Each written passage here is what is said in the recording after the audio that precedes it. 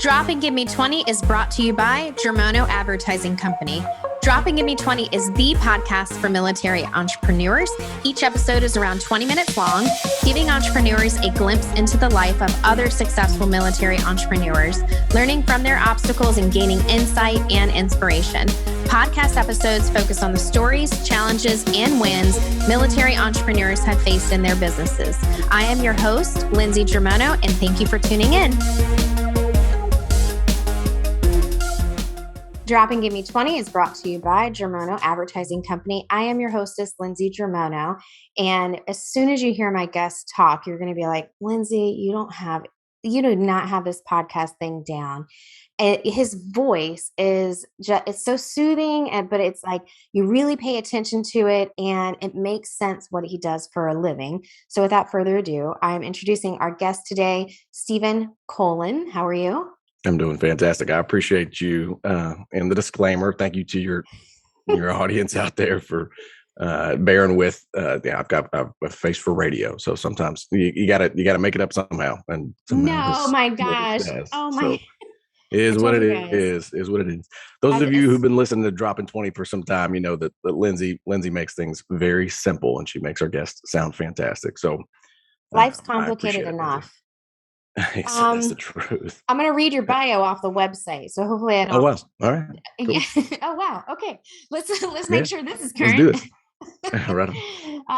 So I love how this starts. As a marketer myself, you guys that are listening, that first line of whatever comes out, that's going to determine whether somebody wants to read more or listen to more information about that person. So get this, you guys. Stephen might be the most dangerous person in podcasting. He's committed to helping businesses leverage the power of their voice to bring dead leads to life.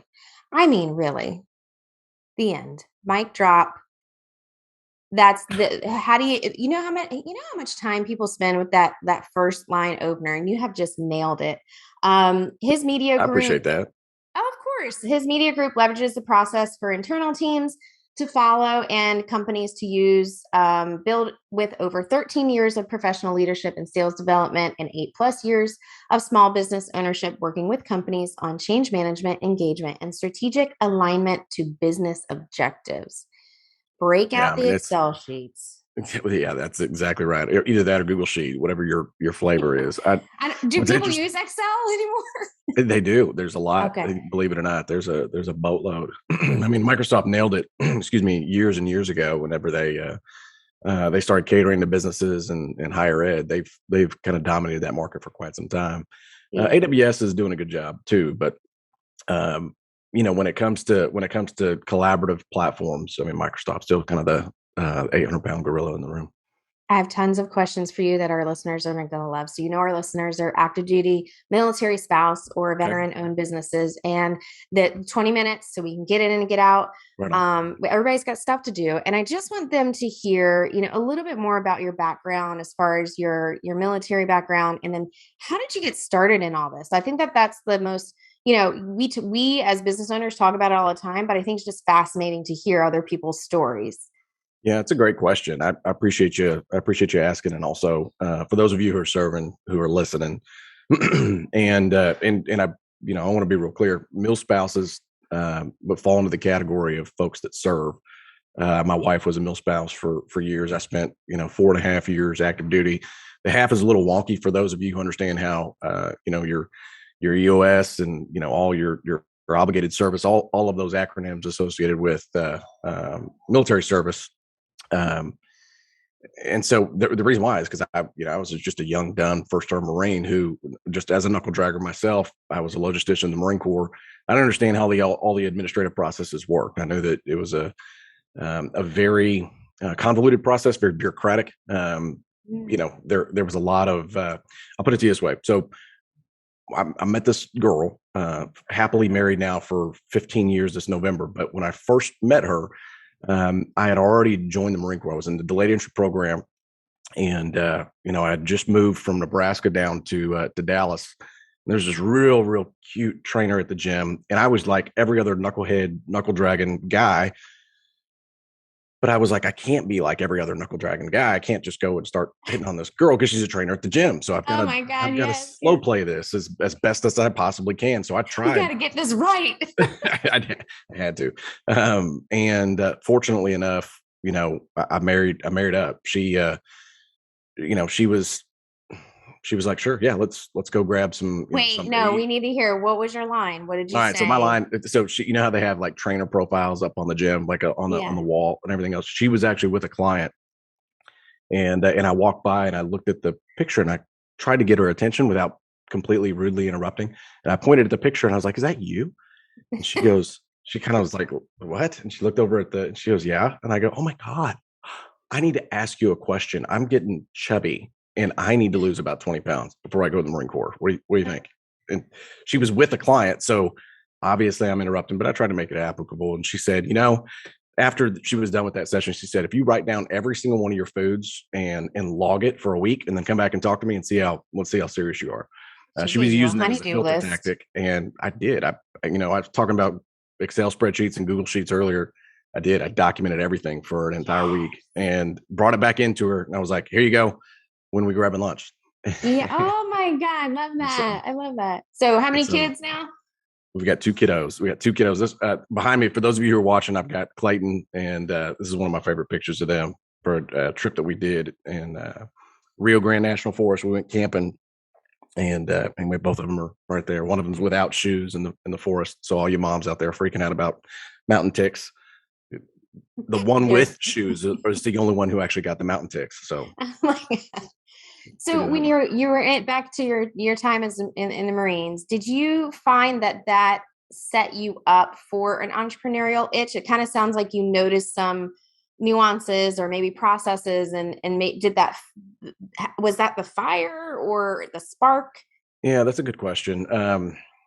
So, you know, in that description of who we are as a media organization, even some of my background, um, there carries with it the common theme of, you have tactics that you use whenever you're trying to accomplish an objective in the military, and some of those tactics work, some of those tactics don't work very well, and some of those tactics are a little bit of both for a period of time. And I didn't really understand how clear that was in business ownership, until you really get your lip bloodied, or you kind of bust your knuckles a little bit on to use a car tinkering analogy. So you're trying to loosen a hard bolt and then your hand slips off and you bust your knuckles a little bit. And that was kind of my experience in life.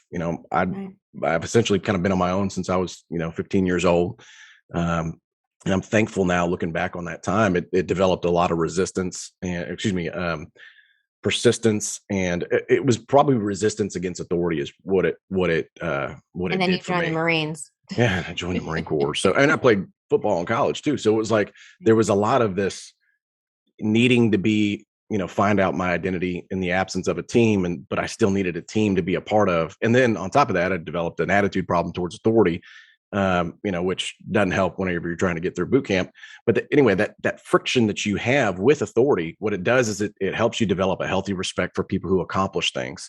But in Mm, addition to that, it actually helps you realize that your ego and your pride, as big as they are, and as much as they're a driver, they're really a barrier for you to get anything significant accomplished. mm, Just recently, we lost a client, and we lost a client because I failed to communicate. And I understand that there's this theme that Echelon Front really puts out there. Jocko Willenick, he talks a lot about, you have to, manage up the chain of command and down the chain of command, but essentially you have to have extreme ownership of the entire process. So you own the outcome. The outcome was client left. The ultimate responsibility is on me. Right. So I did that. And I did that because the tactics that I was just referencing a second ago weren't effective, and they weren't effective for a period of time. A large part of podcasting is getting people to know who you are, and revealing a little bit more than what you're willing to in some cases. mhm, mhm. And there's a fine line on what you want to be able to divulge, and then there's a fine line on how much of that relationship you can conjure up in a short period of time. And Marine Corps taught me that, yeah, you have to just know your audience. If you're talking to officers, you got to talk a certain way. If you're talking to enlisted, you got to talk a certain way. If you're trying to talk to another branch of service, don't lead with the fact that, you think Marines are better than the Army, or Marines are better than sailors, or whatever. You can really step on it pretty quickly if you're just not aware. If that makes So sense. when you guys are sitting, thank you for explaining that. When you Yeah. guys are sitting around, active duty service members, do you find that the topic of when I get out, I'm going to own a business, does that ever come up? I'm not active duty, so I don't know but I know in the military spouse space, because we tend to, we see and we take opportunities that are presented to us, and we make, sometimes we make lemonade out of lemons, and then we go, okay, this is the job market, this is the career market, and we're going to be PCSing every 2 years, so I'm going to go ahead and start this side hustle or whatever, but then it turns into this. So I think that absolutely the circumstances that are around us influence our decisions, of course, and you don't ever see that much more than you do in the military spouse entrepreneurship space. Do you see, what is that temperature like, or what is that theme like, as far as active duty goes? Are you guys sitting around, pissed off at how things are going? You're like, when I get out, I'm gonna start a media group, or maybe I'm thinking too much into this. No, I don't think so. You're doing what people do. They try to think through a problem first. I think the biggest difference between those that think about, those issues or those problems, is those that take action. Because so I don't mean to be generic whenever I'm saying take action. What I mean is very specific. You have to go out there, what we call get some wins. You have to go out there and get the process started. And we use a tagline of don't be a beta about the process. Don't be a beta. Simply what that means is, regardless of your orientation or which gender you are, it doesn't matter. Male, female, you have to be willing to get punched in the mouth, and it's going to happen. It's not a matter of if. It happens a lot in business. It does, and it really does. Happens in the military. The thing is you're not made of glass. Regardless of what struggle you happen to be having at the time. I remember, back whenever I was I was on active duty. I was deployed to Al Taqaddum in 2008. And for those of you who are listening, Al Taqaddum is an air base that we used to own. It was a former British air base that essentially it was a really central point of contact outside of Al Asad, just outside of Al-Anbar province. And anyway, 2008, things were kind of slowing down in Iraq a little bit, right? Obama did not renew the status of forces agreements in 2008. So there was a lot of prisoners that got released that were near that base. And so a lot of attacks started happening after January 1, 2009. Anyway, long story short is I'm sitting there thinking, okay, if things are slowing down, then all of a sudden we have this ratcheting up of insurgent attacks against us. My mission is we've got to go through these HE missions, these route repairs, these MIT facility builds. We got to go through that and not have casualties. We've got to go through, essentially our objective was we had to do this safely, as safely as we possibly could. All right. So that was our mission. Your mission changes whenever you get out. And I couldn't, with, being the driver that I am, and surrounded by a bunch of folks that were drivers also, you got 168 hours in a week. If you're going to be working or on duty for 60 of them, and you're going to sleep, 6 hours a night, multiply that times 7, it's 42 hours. So you still have this time left over in your week to get things done. And I realized that, I needed to have a college education, at least to sound, remotely intelligent whenever I started talking to recruiters or folks who wanted to hire me after I got out. But I also knew that I could give myself a list of orders with a mission and follow those steps also. So I actually bought a lawn care business away from an Air Force guy who was in Okinawa. And I started thinking, all right, if I'm going to go take college classes, essentially learn how to have some structure, managerial and financial accounting, but then I also need to go out and start executing this mission. So I did. I actually started mowing lawns. I bought the lawn care business from him, his book of business. Had to figure out, I had to go get a different vehicle because I didn't have a large vehicle to pull this trailer with all of this equipment. So there was a lot of things that, I had to sink costs. Those were capital upfront investments that I had to make with my own hard-earned money.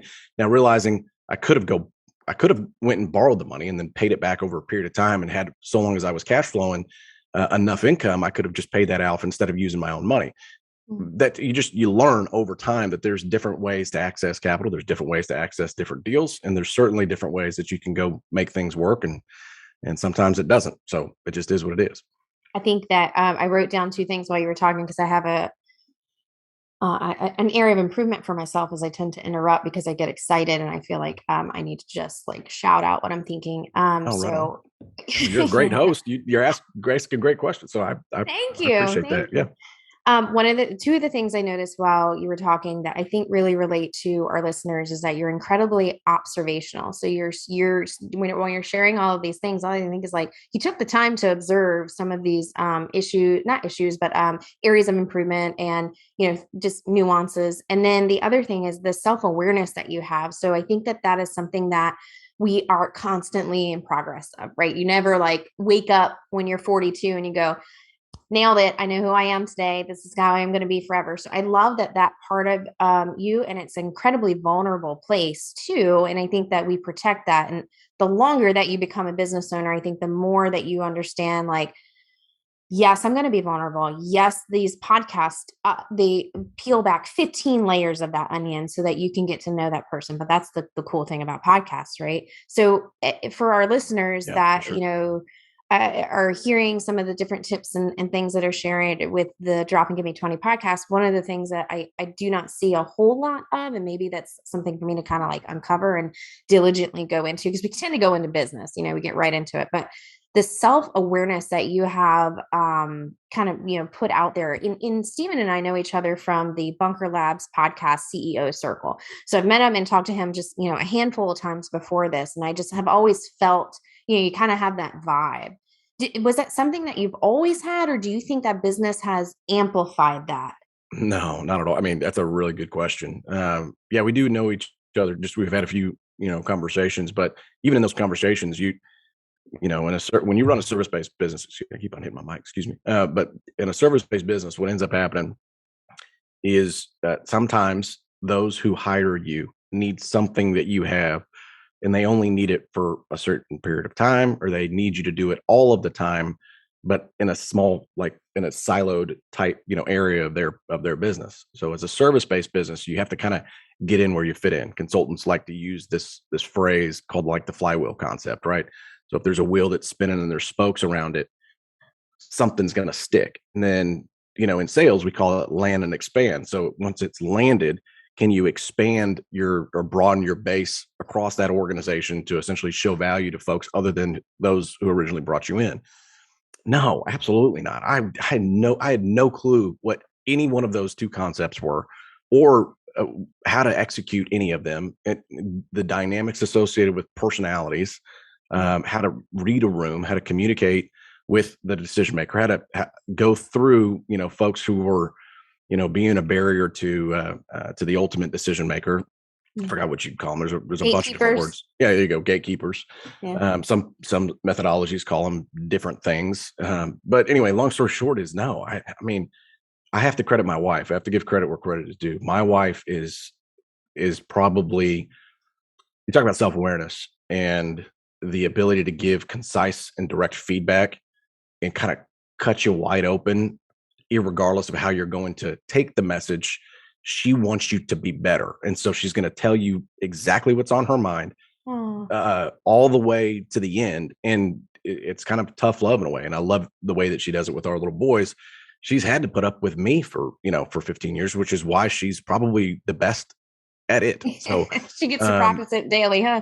Daily. I mean, it's probably hourly in some cases. And I go back and I'll look at, videos of us whenever we were married. Because we got married. So we met, I kind of, to put a bow on that story, we met essentially in kind of March 2006. I joined the Marine Corps in May 2006. So I left for boot camp after 2 months of us kind of just meeting, kind of dating. And we got married in November of 2006. Yeah. Well, I also got stationed in Okinawa in November of 2006, which means that she didn't come back. I don't know. Sorry if you can hear the background noise. I apologize. But welcome to podcasting. Right on. Well, the thing is she didn't come over to Okinawa and join me as a first term, newly married Marine until November of 2007. So we spent a year later. We spent our entire first year of marriage married away from each other, except for like 14 days where she was able to come visit. So bummer. Our entire relationship was based off of having to overcome these challenges, and credit to her and her patience. she's helped me overcome so many things: communication, lack of self-confidence, the imposter syndrome that we all feel as, as folks who like to put a whole lot on us. We kind of have like a little bit of anxiety that drives our either attention to detail or our ability to execute at a high level for different periods of time. And just learning to deal with that pace. I actually have to just give credit to my wife. She's helped me quite a bit.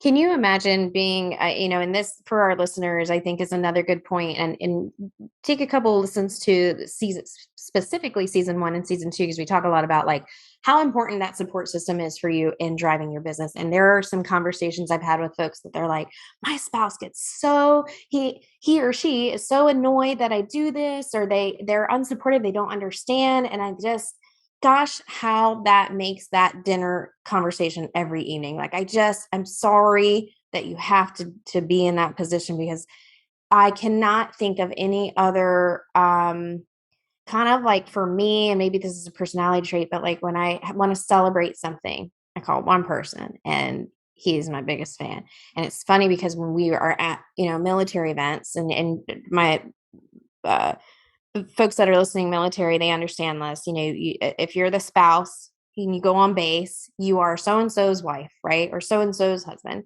And we were at a military event that happened to be a lot of active duty and military spouses were there, and he was going around saying, I'm Lindsay's husband. And then I just was like, what, this is weird. And I had like peers looking at me like, what'd you do to him? And I'm like, I promise I didn't like float this out there. But he was like, people don't, they wouldn't know who I am, like they don't know who I am on base, but they know you. And so I was like, this is weird, but also kind of cool. And I just love that you have that support from your wife. And I hope she listens to this and fills up 20 minutes of her day of a big hug from you. So, well, it's interesting you mentioned that. I think that there's a little bit of an identity associated with, in the Marine Corps, if you're a dependent, like there's this common phrase that if the Marine Corps really wanted you to have a wife, they would have issued you one, right? It goes back to, I think it's Full Metal Jacket, wherever that phrase came from. I could be wrong, but I'm fairly certain okay, that we'll go something with it. like that. Sounds good. Exactly. So it's there's this quite frankly just this misnomer out there that if there's some rigidity and structure associated with what your daily workload or with what your work is like, that you can't break down your walls or not let anybody in, and there's no room for emotions through that process. And honestly, the more and more I've learned about the way the body works, and I'm not pretending to be very knowledgeable in this area. It's just something that I've had to deal with. It's, if you numb one of your emotions, you're numbing all of them. It's not like you can pick and isolate each one of them. So if you're trying to stick to this rigid program, or you develop your identity associated with what somebody else is doing, kind of hitching your wagon to what they're doing in order to get more ahead, you lose a little bit of yourself. And the more and more you do that, then you kind of end up in your own head, or you end up just kind of expecting less of yourself. So your standard, and over time, actually lowers. And so what sucks is seeing people decide to willingly go do that, not realizing that what we call just go out and get small wins, get some wins. And as you get punched in the mouth, realizing that you're not made of glass, you will eventually, through that process, figure out what it is that you're supposed to get done. And it's, there's this, continuous improvement methodology that, if you can get a little bit better, just a little bit better every single day, it's exhausting to think about, but it's, at the end of the day, or excuse me, at the end of the year, you should be, for all intents and purposes, 365% better than what you were the year prior. And I mean, I'm just telling you that if you're on active duty right now and you think that you don't have time, first of all, you're kidding yourself. And then second of all, you're not giving those around you the reason to support you. There's something about your communication. There's something about the way you decide to go to work. You feel like you have to do everything as rigidity in the same structure and rigidity as your military operations. And I'm not saying that there's not value in that structure, but you can't go through that same process in a different area where you have kind of volunteers of folks, or otherwise known as civilians or coworkers. You can't expect that same type of rigidity to be as effective with those folks, because they don't go through the same training that you did. Yeah. And that was difficult for me to understand. And I had to go through a lot of pain a lot of heartache, and I cost myself and my family a lot of money doing that. We have the quickest podcast in the world. And I know that you, as a podcaster yourself and working with people who have podcasts, you get it. Before I switch over to the silly stuff and let you, go make huge wins today, what is the best way for people to contact you or to connect with you? That's a great question. I appreciate that. We're all over social media, Knucklehead Media Group, Stephen at Knucklehead.agency, or you can connect with us on LinkedIn. So it's the easiest way to do that. Awesome. So now the fun's really going to happen. So those that were listening, definitely check out Knucklehead Agency. You can just go to knucklehead.agency and you'll see all the things. Stephen is on LinkedIn, and I always do this part of it because I think that our guests, and what I've really recognized in the military community particularly, is that we want to help each other. It's just something that, and maybe it's a business thing, I don't know, maybe it's the people I surround myself from and I kind of gravitate to, but that we are here to help. We are here to, mentor or answer or whatever. So definitely connect with Stephen. And I know he and I share a space that we kind of get vulnerable, and I just love that he has been able to, kind of drive that, and it's been great. So Stephen, last business opportunity you turned down. Ooh,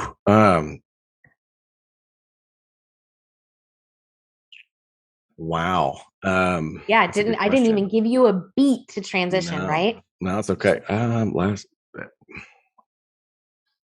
The last business opportunity I turned down, I think was, oh wow, I think it was to start a home services company. The home services I worked with a construction company here for a short period of time in the marketing and advertising space, and we were getting organized essentially on who we were going to go start knocking down doors to, and knocking down doors virtually as well. So in the digital space. Oh, fun, yeah. And we thought, let's hitch our wagons together for multiple kind of small business rural type folks who happen to be veteran oriented, and let's put it all together into a home services business. And talked a lot about it, and just didn't follow up and pursue it. So I got plenty of other irons in the fire, but that particular one was something that we just kind of passed on. And that's okay. It happens all the time. So my now a silly one, favorite dessert. I like to ask people who are really into fitness these questions. That is a really good question. I love chocolate chip cookies. My wife actually got me a chocolate chip cookie cake for my birthday last week. So it was she nailed it. Anyway, happy belated birthday. Thank you very much. I appreciate that. And nothing's wrong with a cookie cake. I love that they did that. And then, so have you seen these franchises that are, I think it's called Crumble, where they're delivering cookies? Okay. No, I haven't seen them. What? I know that there's that one Tips Treats. There's Tips Treats that's like huge, and she's actually based out of here in North Texas too. So I have a friend of mine who went to school with her, and he's like, it is ridiculous what their balance sheet looks like. It's unbelievable. There's something about sweets and cookies and that type of thing that people love. Listen, I'm all about it, but I just am like, if you're delivering them, how much is that? You got to have a minimum. And, I get into the business part of it. Oh, sure. The cookie, but it would probably cost about 7 cents to make a cookie. So like the markup's pretty good on a cookie, and I'll pay $3 or $4 for a good cookie. So I'm a cookie nut myself. So oh wow, what's your favorite? Yeah. What do you like? Okay, so good question for you. For me from you, you got to do a chocolate chip cookie. No, you got to do an oatmeal raisin cookie, but put chocolate chips in it. Stop to screw with that. That's really good. I know it sounds weird, but if you place that in front of me, especially if the middle's a little bit soggy. Do you like soggy? Right, absolutely. Okay. Yeah, you can take that crisp cookie. That's not for me. My husband loves those crisp cookies, but I want them chewy. That should. All right. Can you settle a debate that we've had in our house? Let's do it. Let's just get to it. I got it. So, would you rather have hand tossed? So pizza. We're talking pizza. My favorite topic. Hand tossed, thin crust, or stuffed crust? Which, if you had to choose between those three, which one are you going with? Easy, hand tossed. Hand tossed. Okay. All right. See that? I don't want to say it settles it, but what it does I've do. Settled it. Yeah, exactly. Yeah, the gavel has dropped. No, let me tell you, there's something about the amount of calories associated with a lot of crust. Sure. Which is why I think my wife's always loved thin crust. So I hated thin crust before I met her. Now it's like, it's okay. It's kind of growing on me a little bit until I go have you're hand getting tossed. like what, an eighth of the calories, but for me, 100%. I'm a deep dish girl. Like There you go. we went to Man. Chicago, and that was I the was one going to say thing. Chicago, right? Like you're I went to Illuminati's, or I don't know, whatever. I might have Giordano's pizza out of Sure. Chicago. Listen, the whole week I ate deep dish, and you have to like have a knife and fork to it. That's the pizza I want. So I'm not a thin crust type of gal. I think if you're just gonna do it, I'm all about, if you're gonna do something, friggin' do it. Don't I like it. BS with this thin crust stuff. But I have a lot of friends who like thin crust, and all power to them. Stuffed crust, I think the cheese tastes weird in the stuffed crust. I agree. I couldn't agree Why more. does it not taste like the other cheese? Like, did something happen in the stuffing process that made it not taste the same? That's a good question. I don't know. I need to know. Pizza Hut, are you hearing this? All right. My last silly question for you, and I have a whole bunch, is who is your favorite villain? Movies or comics, whatever that means to you. I don't know if you're a Marvel or DC guy, whatever. Yeah, my kiddos love Marvel.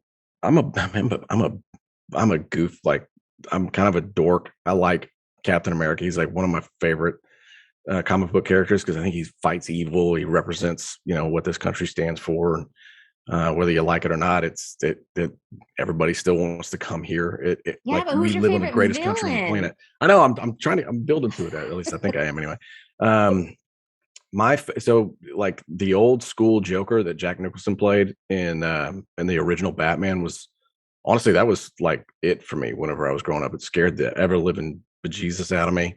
He played the character so well. But then Heath Ledger played it really well too. But I'd say probably somewhere between Venom and like the Joker. Probably Venom, to be honest with you. Venom would probably be my favorite villain. I totally agree with you with Jack Nicholson and the Joker. We've not seen that type of a Joker since. We say, it went transition to a very like mentally, disturbed and troubled character where, it was a little bit more silly when Jack Nicholson played it. So, Yep. And I think with our generation, we're growing up watching movies. That was like the thing. And when we went to the movie theater, watching that, I love these questions. I love for our guests to kind of listen to that and just kind of get a different, feeling of who Stephen Coleman is. Stephen, I cannot thank you enough for spending your time with me this morning. It's been a blast. I appreciate you.